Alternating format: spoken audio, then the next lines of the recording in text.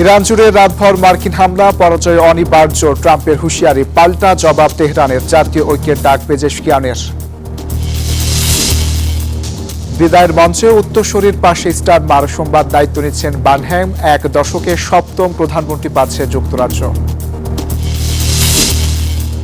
শিক্ষা ব্যবস্থার সংস্কারের দাবিতে ১৯ দিন ধরে অনশনে ওয়াংচুক, অবস্থা সংকটাপন্ন, চিকিৎসার নির্দেশনা চেয়ে হাইকোর্টে আবেদন।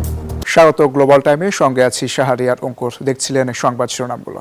ইরানে একদিনে ২ দফা লাগাতার হামলা চালিয়েছে যুক্তরাষ্ট্র। দেশটির দক্ষিণ উপকূলের একাধিক অঞ্চলে মার্কিন হামলার পাশাপাশি তেলের ট্যাঙ্কারে হেলফায়ার ক্ষেপণাস্ত্র ছুড়েছে ওয়াশিংটন।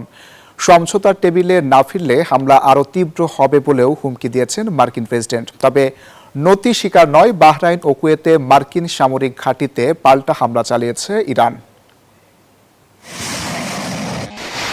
ইরানের দক্ষিণ উপকূল লক্ষ্য করে মুহুর্মুহু ক্ষেপণাস্ত্র ছুড়েছে যুক্তরাষ্ট্র। দ্বিতীয় দফা মার্কিন হামলায় লক্ষ্যবস্তুতে পরিণত হয়েছে দেশটির দক্ষিণ উপকূলের কেশম দ্বীপ, বন্দর আব্বাস, চাবাহার, খোরমাবাদ এবং মধ্যাঞ্চলের খোন্দাবের বহু স্থাপনা।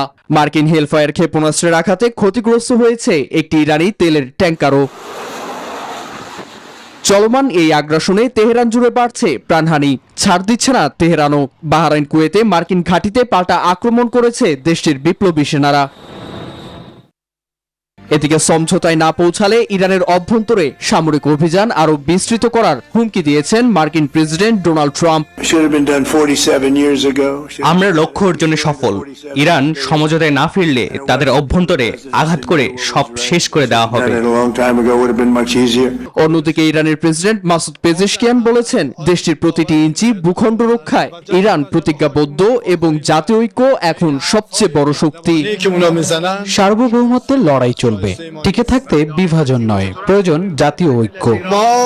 এছাড়া ওয়াশিংটন সামরিক শক্তি প্রয়োগ করে সমঝোতার বুলি হাঁকলেও আগুনে ঘি ঢেলেছেন ইরানের পার্লামেন্ট স্পিকার মোহাম্মদ বাঘির গালিবাফ। সাফ জানিয়েছেন, আগ্রাসন মোকাবিলায় দেশটির সশস্ত্র বাহিনী পূর্ণ স্বাধীনতা নিয়ে পদক্ষেপ নিতে প্রস্তুত। নীরব দাস, নিউজ 24। যুক্তরাষ্ট্রের আগ্রাসনের মুখে বিশ্বের ৩টি গুরুত্বপূর্ণ বাণিজ্যিক সমুদ্রপথ পুরোপুরি বন্ধ করে দেওয়ার হুঁশিয়ারি দিয়েছে ইরান। এতে হরমুজ সহ বাব আল মান্দাব ও সুয়েজ খাল বন্ধ হয়ে গেলে শুধু জ্বালানি নয়, হুমকিতে পড়তে পারে বিশ্ব অর্থনীতিও। এর মধ্যে টানা চতুর্থ দিনের মতো আন্তর্জাতিক বাজারে বেড়েছে তেলের দাম। থমকে আছে তেল রপ্তানির অন্যতম বিশাল জলপথ, বাধাগ্রস্ত হচ্ছে বিশ্বের তেল রপ্তানি। ইরানি বিধিনিষেধের পাশাপাশি হরমুজ প্রণালীতে এবার খাড়ার ঘা হয়ে দাঁড়িয়েছে মার্কিন নৌ অবরোধ। হরমুজের এই অচল অবস্থায় সরবরাহ সংকটে টানা চতুর্থ দিনের মতো আন্তর্জাতিক বাজারে তেলের দাম বেড়েছে ব্যারেল প্রতি $85 বেশি এবং যুক্তরাষ্ট্রের WTI $80 উপরে উঠেছে। এরই মধ্যে হরমুজ প্রণালীর পাশাপাশি ইয়েমেনের হুতি গোষ্ঠীর সহায়তায় বাব আল মান্দাব প্রণালী ও সুয়েজ খাল বন্ধ করে দেওয়ার হুমকি দিয়েছে ইরান। বিশ্বের সমুদ্রপথে পরিবাহিত তেলের 27% ও এলএনজির 20% যায় হরমুজ প্রণালী দিয়ে, আর বাব আল মান্দাব ও সুয়েজ খাল হয়ে বিশ্ব সামুদ্রিক বাণিজ্যের প্রায় 11% এবং বৈশ্বিক এলএনজি পরিবহনের 8% সম্পন্ন হয়। বিশ্বের অন্যতম গুরুত্বপূর্ণ এই জ্বালানি ও বাণিজ্য পথগুলোতে অচল অবস্থা দীর্ঘায়িত হলে বৈশ্বিক সরবরাহ আরও বড় সংকটে পড়বে। বিশ্লেষকদের আশঙ্কা, উত্তেজনা অব্যাহত থাকলে জ্বালানির দাম আরও বাড়বে, যার প্রভাব পড়বে বিশ্ব অর্থনীতি থেকে শুরু করে সাধারণ মানুষের দৈনন্দিন জীবনযাত্রার ব্যয়েও। নীরব দাস, নিউজ 24।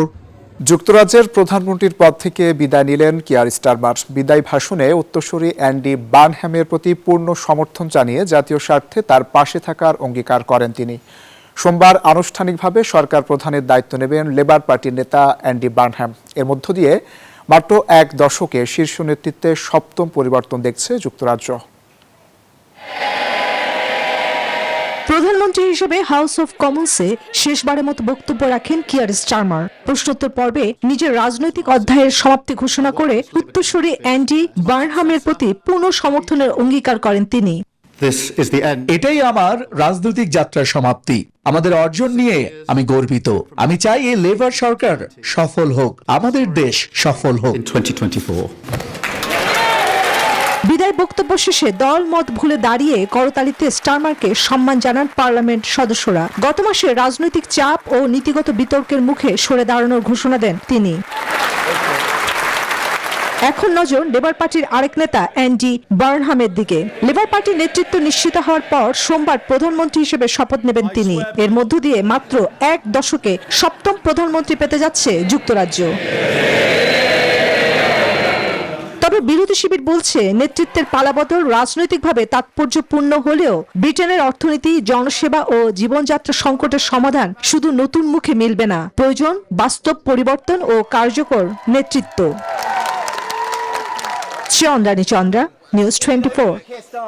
ভারতে প্রশ্নপত্র ফাঁস ও শিক্ষা ব্যবস্থার সংস্কারের দাবিতে সোনম ওয়াংচুকের অনশন গড়িয়েছে ১৯তম দিনে।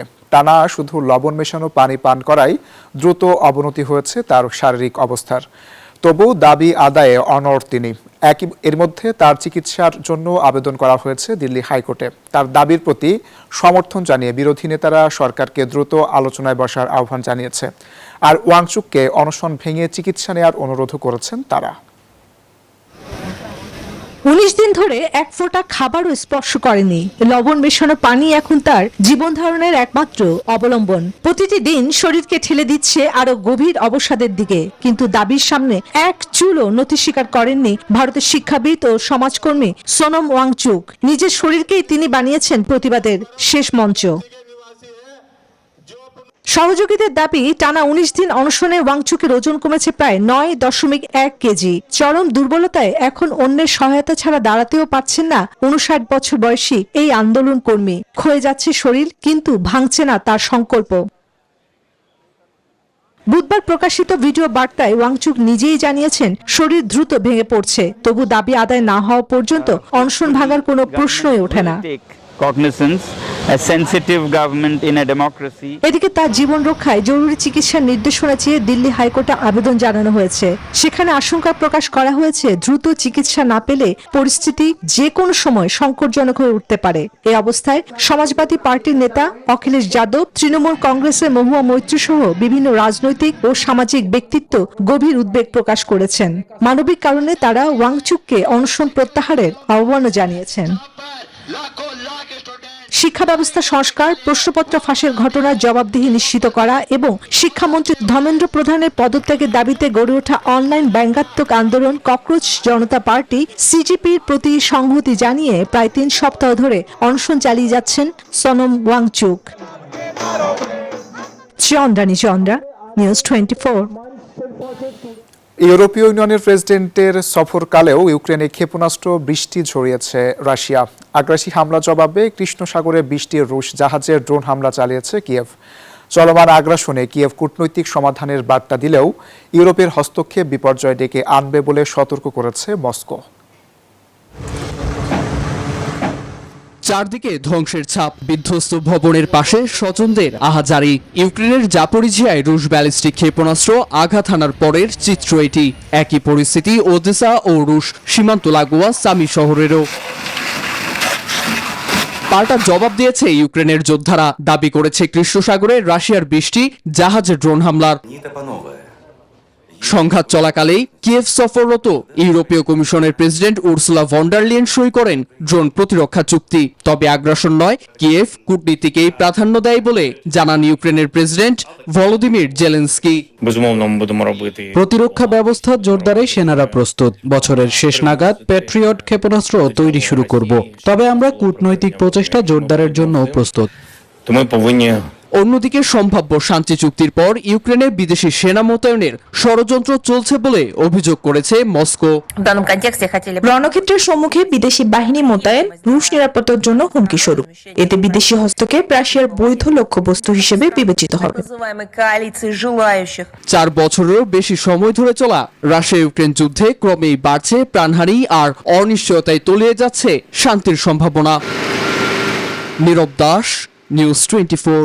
যুক্তরাষ্ট্র নাকি চীন, বিশ্ববাসী এখন কোন পরাশক্তির দিকে বেশি ঝুঁকে আছেন? সাম্প্রতিক এক জরিপ বলছে এখন চীনের দিকে পাল্লা ভারী। প্রথমবারের মতো পাওয়া গেছে এমন ফলাফল, অর্থাৎ যুক্তরাষ্ট্রের চেয়ে চীনকে বেশি ইতিবাচক দৃষ্টিতে দেখছে মানুষ। বিস্তারিত ডেস্ক রিপোর্টে।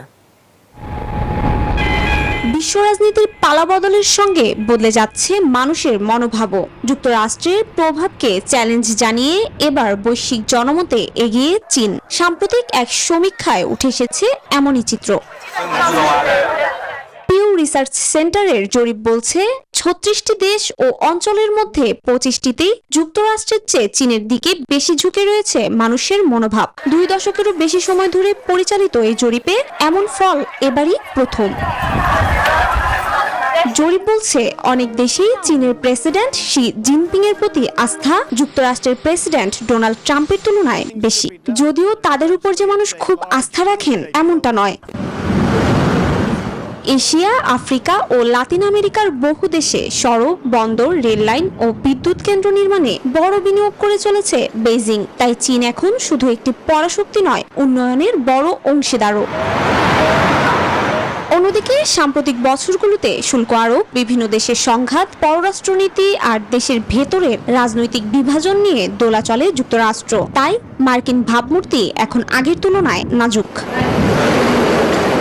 তবে ব্যক্তি স্বাধীনতা ও গণতান্ত্রিক মূল্যবোধের ক্ষেত্রে এখনও অনেক দেশের মানুষ যুক্তরাষ্ট্রকে এগিয়ে রাখছেন। ফলে বৈশ্বিক জনমতে চীনের অগ্রগতি স্পষ্ট হলেও দুই পরাশক্তির মধ্যে প্রতিযোগিতা এখনও বহুমাত্রিক। চৈতি রয়, নিউজ 24। আর এই ছিল গ্লোবাল টাইমে। এতক্ষণ সাথে থাকার জন্য ধন্যবাদ।